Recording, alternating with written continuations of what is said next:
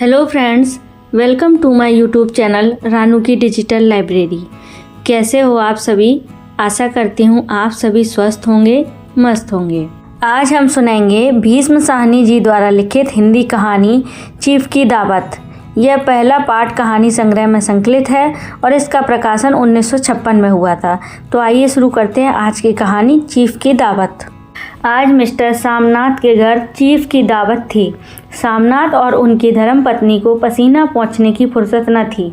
पत्नी dressing gown पहने, उलझे हुए बालों का जूड़ा बनाए, मुंह पर फैली हुई सुर्खी और पाउडर को भूले, और मिस्टर सामनाथ सिगरेट पर सिगरेट फूंकते हुए चीज़ों को फेहरिस्त हाथ में थामे एक कमरे से दूसरे कमरे में आ जा रहे थे। आखिर 5 बजते बजते तैयारी मुकम्मल होने लगी। कुर्सियाँ, मेज़, तिपाहियाँ, नैपकिन, फूल सब बरामदे में पहुंच गए। ड्रिंक का इंतजाम बैठक में कर दिया गया। अब घर का फालतू सामान अलमारियों के पीछे और पलंग के नीचे छिपाया जाने लगा। तभी सामनाथ के सामने सहसा एक अड़चन खड़ी हो गई। माँ का क्या होगा? इस बात की ओर न उनका और न उनकी कुशल गृहिणी का ध्यान गया था। मिस्टर सामनाथ श्रीमती की ओर घूमकर अंग्रेजी में बोले, माँ का क्या होगा? श्रीमती काम करते करते ठहर गई और थोड़ी देर तक सोचने के बाद बोली, इन्हें पिछवाड़े इनकी सहेली के घर भेज दो। रात भर बेशक वहीं रहें, कल आ जाएं। सामनाथ सिगरेट मुंह में रखे सिकुड़ी आंखों से श्रीमती के चेहरे की ओर देखते हुए पल भर सोचते रहे, फिर सिर हिलाकर बोले, नहीं, मैं नहीं चाहता कि उस बुढ़िया का आना जाना यहाँ फिर से शुरू हो। पहले ही बड़ी मुश्किल से बंद किया था। माँ से कहें कि जल्दी खाना खा के शाम को ही अपनी कोठरी में चली जाए। मेहमान कहीं 8 बजे आएंगे, इससे पहले ही वे अपना काम निपटा लें। सुझाव ठीक था, दोनों को पसंद आया, मगर फिर सहसा श्रीमती बोल उठी। जो वह सो गई और नींद में खर्राटे लेने लगी तो साथ ही तो बरामदा है, यहाँ लोग खाना खाएंगे, तो इन्हें कह देंगे कि अंदर से दरवाज़ा बंद कर लें, मैं बाहर से ताला लगा दूंगा। या माँ को कह देना कि अंदर जाकर सोएं नहीं, बैठी रहें, और क्या। और जो सो गई तो डिनर का क्या मालूम कब तक चले, 11 बजे तक तो तुम ड्रिंक ही करते रहते हो। सामनाथ कुछ खींच उठे, हाथ झटकते हुए बोले, अच्छी भली ये भाई के पास जा रही थी, तुमने यूं ही खुद अच्छा बनने के लिए बीच में टांग अड़ा दी। वाह, तुम माँ और बेटे की बातों में मैं क्यों बुरी बनूं? तुम जानो वह जाने। मिस्टर सामनाथ चुप रहे। यह मौका बहस का न था, समस्या का हल ढूंढने का था। उन्होंने घूमकर माँ की कोठरी की ओर देखा। कोठरी का दरवाज़ा बरामदे में खुलता था।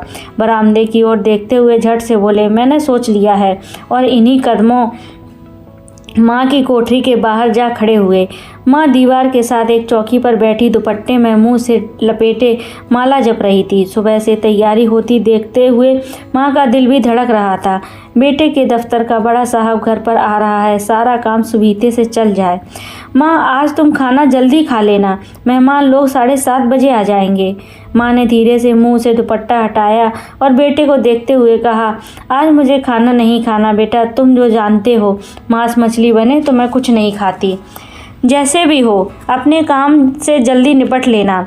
अच्छा बेटा। और माँ, हम लोग पहले बैठक में बैठेंगे, उतनी देर तुम यहाँ बरामदे में बैठना, फिर जब हम यहाँ आ जाएं तो तुम गुसलखाने के रास्ते बैठक में चली जाना। माँ अवाक बेटे का चेहरा देखने लगी, फिर धीरे से बोली, अच्छा बेटा। और माँ, आज जल्दी से सो नहीं जाना, तुम्हारे खर्राटे की आवाज़ दूर तक जाती है। माँ लज्जित सी आवाज़ में बोली, क्या करूँ बेटा, मेरे बस की बात नहीं, जब से बीमार हो उठी हूँ तब से नाक से सांस नहीं ले सकती। मिस्टर सामनाथ ने इंतज़ाम तो कर दिया, फिर भी उनकी उधेड़-बुन खत्म नहीं हुई। जो चीफ अचानक इधर आ निकले तो 8-10 मेहमान होंगे, देसी अफसर और उनकी स्त्रियां होंगी। कोई भी गुसलखाने की तरफ जा सकता है। क्षोभ और क्रोध में वह झुंझलाने लगे। एक कुर्सी को उठाकर बरामदे में कोठरी के बाहर रखते हुए बोले, आओ माँ, इस पर जरा बैठो तो। माँ माला संभालती, पल्ला ठीक करती उठी और धीरे से कुर्सी पर आकर बैठ गई। यूँ नहीं माँ, टांगें ऊपर चढ़ाकर नहीं बैठते, यह खाट नहीं है। माँ ने टांगें नीचे उतार ली। और खुदा के वास्ते नंगे पाँव नहीं घूमना, ना ही खड़ाऊँ पहनकर सामने आना। किसी दिन तुम्हारी यह खड़ाऊँ उठाकर मैं बाहर फेंक दूंगा। माँ चुप रही। कपड़े कौन से पहनोगी माँ? जो है वही पहनूंगी बेटा, जो कहो पहन लूँ। मिस्टर सामनाथ सिगरेट मुंह में रखे फिर अधखुली आंखों से माँ की ओर देखने लगे और माँ के कपड़ों की सोचने लगे। सामनाथ हर बात में तरतीब चाहते थे। घर का सब संचालन उनके अपने हाथ में था। खूंटियाँ कमरों में कहाँ लगाई जाएं, बिस्तर कहाँ पर बिछाएं, किस रंग के पर्दे लगाए जाएं, श्रीमती कौन सी साड़ी पहने, मेज किस साइज की हो। सामनाथ को चिंता थी कि अगर चीफ का साक्षात माँ से हो गया तो कहीं लज्जित नहीं होना पड़े। माँ को सिर से पांव तक देखते हुए बोले, तुम सफ़ेद कमीज और सफ़ेद सलवार पहन लो माँ, पहन के आओ तो ज़रा देखूं। माँ धीरे से उठी और अपनी कोठरी में कपड़े पहनने चली गई।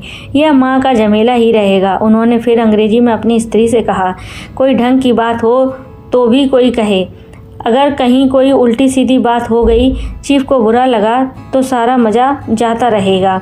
माँ सफ़ेद कमीज और सफ़ेद सलवार पहनकर बाहर निकली। छोटा सा कद, सफ़ेद कपड़ों में लिपटा छोटा सा सूखा हुआ शरीर, धुंधली आँखें, केवल सिर के आधे झड़े बाल पल्ले की ओट में छिप पाए थे। पहले से कुछ ही कम क्रूप नज़र आ रही थी। चलो ठीक है, कोई चूड़ियाँ वूड़ियाँ हो तो वह भी पहन लो, कोई हर्ज नहीं। चूड़ियाँ कहाँ से लाऊं बेटा, तुम तो जानते हो सब जेवर तुम्हारी पढ़ाई में बिक गए। यह वाक्य सामनाथ को तीर की तरह लगा। तनिक ठिठक कर बोले, यह कौन सा राग छेड़ दिया माँ, सीधे कह दो नहीं है जेवर, बस। इससे पढ़ाई वढ़ाई का क्या ताल्लुक है। जो जेवर बिका है तो कुछ बनकर ही आया हूँ, निरा लंडूरा तो नहीं लौट आया। जितना दिया था उससे दुगना ले लेना।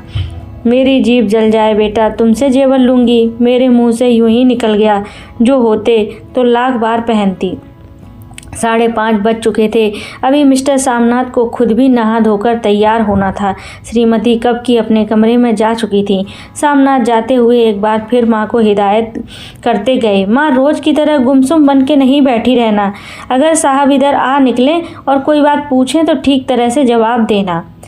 मैं ना पढ़ी ना लिखी बेटा, मैं क्या बात करूँगी। तुम कह देना माँ अनपढ़ है, कुछ जानती समझती नहीं है, वह नहीं पूछेगा। 7 बजते बजते माँ का दिल दग दग करने लगा। अगर चीफ सामने आ गया और उसने कुछ पूछा तो वह क्या जवाब देंगी। अंग्रेज को तो दूर से ही देखकर घबरा उठती थी। यह तो अमरीकी है, ना मालूम क्या पूछे। मैं क्या कहूँगी। माँ का जी चाहा कि चुपचाप पिछवाड़े विधवा सहेली के घर चली जाए, मगर बेटे के हुक्म को कैसे टाल सकती थी। चुपचाप कुर्सी पर से टांगें लटकाए वहीं बैठी रहीं। एक कामयाब पार्टी वह है जिसमें ड्रिंक कामयाबी से चल जाए। सामनाथ की पार्टी सफलता के शिखर को चूमने लगी। वार्तालाप उसी रो में बह रहा था जिस रो में गिलास भरे जा रहे थे। कहीं कोई रुकावट न थी, कोई अड़चन न थी। साहब को वेस्की पसंद आई, मैम साहब को पर्दे पसंद आए, सोफ़ा कवर का डिज़ाइन पसंद आया, कमरे की सजावट पसंद आई थी। इससे बढ़कर क्या चाहिए। साहब तो ड्रिंक के दूसरे दौर में ही चुटकुले और कहानियाँ कहने लग गए थे। दफ्तर में जितना रोब रखते थे, यहाँ पर उतने ही दोस्त परवर हो रहे थे। और उनकी स्त्री काला गाउन पहने, गले में सफ़ेद मोतियों का हार, सेंट और पाउडर की महक से ओत प्रोत कमरे में बैठी सभी देसी स्त्रियों की आराधना का केंद्र बनी हुई थी। बात बात पर हंसती, बात बात पर सिर हिलाती और सामनाथ की स्त्री से तो ऐसे बातें कर रही थी जैसे उनकी पुरानी सहेली हो। और इसी रो में पीते पिलाते 10:30 बज गए। वक्त गुजरते पता ही न चला। आखिर सब लोग अपने अपने गिलासों में से आखिरी घूंट पीकर खाना खाने के लिए उठे और बैठक से बाहर निकले। आगे आगे सामनाथ रास्ता दिखाते हुए, पीछे पीछे चीफ और दूसरे मेहमान। बरामदे में पहुंचते ही सामनाथ सहसा ठिठक गए। जो दृश्य उन्होंने देखा उससे उनकी टांगें लड़खड़ा गईं और क्षण भर में सारा नशा हिरन होने लगा। बरामदे में एन कोठरी के बाहर माँ अपनी कुर्सी पर ज्यों की त्यों बैठी थी, मगर दोनों पांव कुर्सी की सीट पर रखे हुए थे और सिर दाएं से बाएं और बाएं से दाएं झूल रहा था और मुंह में से लगातार गहरे खर्राटों की आवाज़ आ रही थी। जब सिर कुछ देर के लिए टेढ़ा हो कर एक तरफ थम जाता तो खर्राटे और भी गहरे हो उठते और फिर जब झटके से नींद टूटती तो सिर फिर दाएं से बाएं झूलने लगता। पल्ला सिर पर से खिसक आया था और माँ के झरे हुए बाल आधे गंजे सिर पर अस्त व्यस्त बिखर रहे थे। देखते ही सामनाथ क्रुद्ध हो उठा। जी चाहा कि माँ को धक्का देकर उठा दे और उन्हें कोठरी में धकेल दे, मगर ऐसा करना संभव न था। चीफ और बाकी मेहमान पास खड़े थे। माँ को देखते ही देसी अफसरों की कुछ स्त्रियां हंस दी कि इतने में चीफ ने धीरे से कहा, पुअर डियर। माँ हड़बड़ा के उठ बैठी। सामने खड़े इतने लोगों को देखकर ऐसी घबराई कि कुछ कहते ना बना। झट से पल्ला सिर पर रखती हुई खड़ी हो गई और जमीन को देखने लगी। उनके पांव लड़खड़ाने लगे और हाथों की उंगलियां थरथर कांपने लगी। माँ, तुम जाके सो जाओ, तुम क्यों इतनी देर तक जाग रही थी? और खिसियाई हुई नज़रों से सामनाथ चीफ के मुंह की ओर देखने लगा। चीफ के चेहरे पर मुस्कुराहट थी। वह वहीं खड़े खड़े बोले, नमस्ते। माँ ने झिझकते हुए अपने में सिमटते हुए दोनों हाथ जोड़े, मगर एक हाथ दुपट्टे के अंदर माला को पकड़े हुए था, दूसरा बाहर। ठीक तरह से नमस्ते भी ना कर पाई। सामनाथ इस बात पर भी खिन्न हो उठे। इतने में चीफ ने अपना दायां हाथ मिलाने के लिए माँ के आगे किया। माँ और भी घबरा उठी। माँ, हाथ मिलाओ। पर हाथ कैसे मिलाती? दाएं हाथ में तो माला थी। घबराहट में माँ ने बायां हाथ ही साहब के दाएं हाथ में रख दिया। सामनाथ दिल ही दिल में जल उठे। देसी अफसरों की स्त्रियां खिलखिलाकर हंस पड़ीं। यूँ नहीं माँ, तुम तो जानती हो दायां हाथ मिलाया जाता है, दायां हाथ मिलाओ। मगर तब तक चीफ माँ का बायां हाथ ही बार बार हिलाकर कह रहे थे, हाउ डू यू डू। कहो माँ, मैं ठीक हूँ, खैरियत से हूँ। माँ कुछ बड़बड़ाई। माँ कहती है, मैं ठीक हूँ। कहो माँ, हाउ डू यू डू। माँ धीरे से सुकचाते हुए बोली, हो डू डू। एक बार फिर कहा उठा। वातावरण हल्का होने लगा। साहब ने स्थिति संभाल ली थी। लोग हंसने चहकने लगे थे। सामनाथ के मन का क्षोभ भी कुछ कम होने लगा था। साहब अपने हाथ में माँ का हाथ अब भी पकड़े हुए थे और माँ सिकुड़ती जा रही थी। साहब के मुंह से शराब की बदबू आ रही थी। सामनाथ अंग्रेजी में बोले, मेरी माँ गांव की रहने वाली है, उम्र भर गांव में रही है, इसलिए आपसे लजाती है। साहब इस पर खुश नजर आए। बोले, सच? मुझे गांव के लोग बहुत पसंद हैं। तब तो तुम्हारी माँ गांव के गीत और नाच भी जानती होगी। चीफ खुशी से सिर हिलाते हुए माँ को टकटकी बांधे देखने लगे। माँ, साहब कहते हैं कोई गाना सुनाओ, कोई पुराना गीत, तुम्हें तो कितने याद होंगे। माँ धीरे से बोली, मैं क्या गाऊंगी बेटा, मैंने कब गाया। वाह माँ, मेहमान का कहा तो कोई भी टालता है। साहब ने इतना रीझ के कहा, नहीं गाओगी तो साहब बुरा मानेंगे। मैं क्या गाऊं बेटा, मुझे क्या आता है। वाह, कोई बढ़िया टप्पे सुना दो पत्तर अनारा दे। देसी अफसर और उनकी स्त्रियों ने इस सुझाव पर तालियां पीटी। माँ कभी दीन दृष्टि से बेटे के चेहरे को देखती, कभी पास खड़ी बहू के चेहरे को। इतने में बेटे ने गंभीर आदेश भरे लिहाज में कहा, माँ। इसके बाद हाँ या ना का सवाल ही न उठता था। माँ बैठ गई और क्षीण दुर्बल लरजाती आवाज़ में एक पुराना विवाह का गीत गाने लगी। हरियाणी माए हरियाणी भेड़े, हरिया ते भागी भरिया है। देसी स्त्रियां खिलखिला के हंस उठीं। 3 पंक्तियां गा के माँ चुप हो गई। बरामदा तालियों से गूंज उठा। साहब तालियां पीटना बंद ही ना करते थे। सामनाथ की खींच प्रसन्नता और गर्व में बदल उठी थी। माँ ने पार्टी में नया रंग जमा दिया था। तालियां थमने पर साहब बोले, पंजाब के गाँवों की दस्तकारी क्या है? सामनाथ खुशी से झूम रहे थे। बोले, ओ बहुत कुछ साहब, मैं आपको एक सेट उन चीज़ों का भेंट करूंगा, आप इन्हें देखकर खुश होंगे। मगर साहब ने सिर हिलाकर अंग्रेजी में फिर पूछा, नहीं, मैं दुकानों की चीज़ नहीं मांगता। पंजाबियों के घरों में क्या बनता है, औरतें खुद क्या बनाती हैं? सामनाथ कुछ सोचते हुए बोले, लड़कियां गुड़ियां बनाती हैं और फुलकारियां बनाती हैं। फुलकारी क्या? सामनाथ फुलकारी का मतलब समझाने की असफल चेष्टा करने के बाद माँ को बोले, क्यों माँ, कोई पुरानी फुलकारी घर में है? माँ चुपचाप अंदर गई और अपनी फुलकारी उठा लाई। साहब बड़ी रुचि से फुलकारी देखने लगे। पुरानी फुलकारी थी, जगह जगह से उसके तागे टूट रहे थे और कपड़ा फटने लगा था। साहब की रुचि को देखकर सामनाथ बोले, यह फटी हुई है साहब, मैं आपको नई बनवा दूंगा। माँ बना देंगी? क्यों माँ, साहब को फुलकारी बहुत पसंद है, इन्हें ऐसी ही एक फुलकारी बना दोगी ना? माँ चुप रही, फिर डरते डरते धीमे से बोली, अब मेरी नज़र कहाँ बेटा, बूढ़ी आंखें क्या देखेंगी। मगर माँ का वाक्य बीच में ही तोड़ते हुए सामनाथ साहब को बोले, वह ज़रूर बना देंगी, आप उसे देखकर खुश होंगे। साहब ने सिर हिलाया, धन्यवाद किया और हल्के हल्के झूमते हुए खाने की मेज़ की ओर बढ़ गए। बाकी मेहमान भी उनके पीछे पीछे हो लिए। जब मेहमान बैठ गए और माँ पर से सबकी आंखें हट गईं, तो माँ धीरे से कुर्सी पर से उठी और सबकी नज़रें बचाती हुई अपनी कोठरी में चली गई। मगर कोठरी में बैठने की देर ही थी कि माँ की आंखों में छल-छल आंसू बहने लगे। वह दुपट्टे से बार-बार उन्हें पोंछती, पर वह बार-बार उमड़ आते, जैसे बरसों का बांध तोड़कर उमड़ आए हों। माँ ने बहुतेरा दिल को समझाया, हाथ जोड़े भगवान का नाम लिया, बेटे के चिरायु होने की प्रार्थना की, बार बार आंखें बंद की, मगर आंसू बरसात के पानी की तरह जैसे थमने का नाम ही नहीं लेते थे। आधी रात का वक्त था। मेहमान खाना खाकर एक एक करके जा चुके थे। माँ दीवार से सटकर बैठी, आंखें फाड़े दीवार को देखे जा रही थी। घर के वातावरण में तनाव ढीला पड़ चुका था। मोहल्ले की निस्तब्धता सामनाथ के घर भी छा चुकी थी। केवल रसोई में प्लेटों के खनकने की आवाज़ आ रही थी। तभी सहसा माँ की कोठरी का दरवाज़ा जोर से खटकने लगा।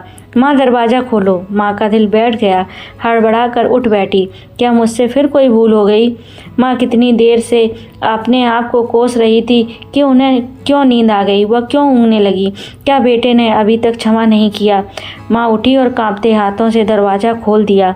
दरवाज़ा खुलते ही सामना झूमते हुए आगे बढ़ आए और माँ को आलिंगन में भरकर बोले, ओ मम्मी, तुमने तो आज रंग ला दिया। साहब तुमसे इतना खुश हुआ है, क्या कहूँ। ओ मम्मी, ओ मम्मी। मम्मी की छोटी सी काया सिमट कर बेटे के आलिंगन में छिप गई। माँ की आंखों में फिर आंसू आ गए। उन्हें पोंछते हुए धीरे से बोली, बेटा तुम मुझे हरिद्वार भेज दो, मैं कब से कह रही हूँ। सामनाथ का झूमना सहसा बंद हो गया और उनकी पेशानी पर फिर तनाव के बल पड़ने लगे। उनकी बाहें माँ के शरीर पर से हट गईं। क्या माँ, यह कौन सा राग तुमने फिर छेड़ दिया? सामनाथ का क्रोध बढ़ने लगा था। बोलते गए, तुम मुझे बदनाम करना चाहती हो ताकि दुनिया कहे कि बेटा माँ को अपने पास नहीं रख सकता। नहीं बेटा, अब तुम अपनी बहू के साथ जैसा मन चाहे रहो। मैंने अपना खा पहन लिया, अब यहाँ क्या करूँगी। जो थोड़े दिन जिंदगानी के बाकी हैं, भगवान का नाम लूँगी। तुम मुझे हरिद्वार भेज दो।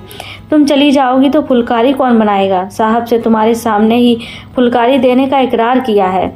मेरी आंखें अब नहीं हैं बेटा जो फुलकारी बना सकूं। तुम कहीं और से बनवा लो, बनी बनाई ले लो। माँ, तुम मुझे धोखा देके यूं चली जाओगी, मेरा बनता काम बिगाड़ोगी। जानती नहीं, साहब खुश होगा तो मुझे तरक्की मिलेगी। माँ चुप हो गई, फिर बेटे के मुंह की ओर देखती हुई बोली, क्या तेरी तरक्की होगी? क्या साहब तेरी तरक्की कर देगा? क्या उसने कुछ कहा है? कहा नहीं, मगर देखती नहीं कितना खुश हो गया। कहता था जब माँ फुलकारी बनाना शुरू करेंगी तो मैं देखने आऊँगा कि कैसे बनाती हैं। जो साहब खुश हो गया तो मुझे इससे और बड़ी नौकरी भी मिल सकती है, मैं बड़ा अफसर बन सकता हूँ। माँ के चेहरे का रंग बदलने लगा। धीरे धीरे उनकी झुर्रियाँ भरा मुँह खिलने लगा, आँखों में हल्की हल्की चमक आने लगी। तो तेरी तरक्की होगी बेटा, तरक्की यूं ही हो जाएगी। साहब को खुश रखूँगा तो करेगा, वरना उसकी खिदमत करने वाले थोड़े हैं। तो मैं बना दूंगी बेटा, जैसा बन पड़ेगा बना दूंगी। और माँ दिल ही दिल में फिर बेटे के उज्जवल भविष्य की कामनाएं करने लगी। और मिस्टर सामनाथ, अब सो जाओ, माँ कहते हुए तनिक लड़खड़ाते हुए अपने कमरे की ओर घूम गए। तो कैसी लगी आपको आज की ये कहानी, कमेंट में ज़रूर बताएं। यदि कहानी पसंद आई हो तो प्लीज़ वीडियो को लाइक करें, अन्य लोगों के साथ भी शेयर करें। चैनल सब्सक्राइब ना किया हो तो चैनल को सब्सक्राइब करके बेल आइकन को प्रेस करते हुए ऑल पर क्लिक कर दें, ताकि मेरी आने वाली सभी वीडियोज़ की नोटिफिकेशन आपको सबसे पहले प्राप्त हो। वीडियो को अंत तक देखने के लिए धन्यवाद।